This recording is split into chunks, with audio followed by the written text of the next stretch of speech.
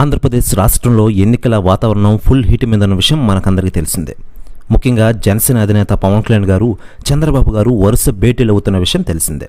మరోవైపు చంద్రబాబు గారిపై ఇప్పటికే ఆంధ్రప్రదేశ్ రాష్ట్రంలో అనేక కేసులు నమోదైన విషయం తెలిసిందే.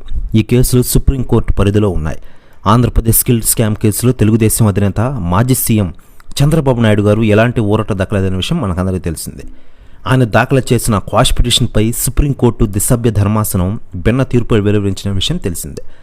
ఈ క్రమంలో చీఫ్ జస్టిస్ నేతృత్వంలోని విస్తృత ధర్మాసనానికి బాబు క్వాష్ పిటిషన్ను బదిలీ చేసింది. అయితే ఇద్దరు న్యాయమూర్తులు కూడా రిమాండ్ కొట్టేయమని చెప్పడం చంద్రబాబు గారికి భారీ షాక్ లేని విషయం మనకందరికీ తెలిసిందే. రిమాండ్ విధించే అధికారం ట్రయల్ కోర్టు ఉంటే విజయవాడలోని ఏసీబీ కోర్టుకు పూర్తిగా అధికారం ఉంటుందని సుప్రీంకోర్టు తేల్చి చెప్పిన విషయం తెలిసిందే.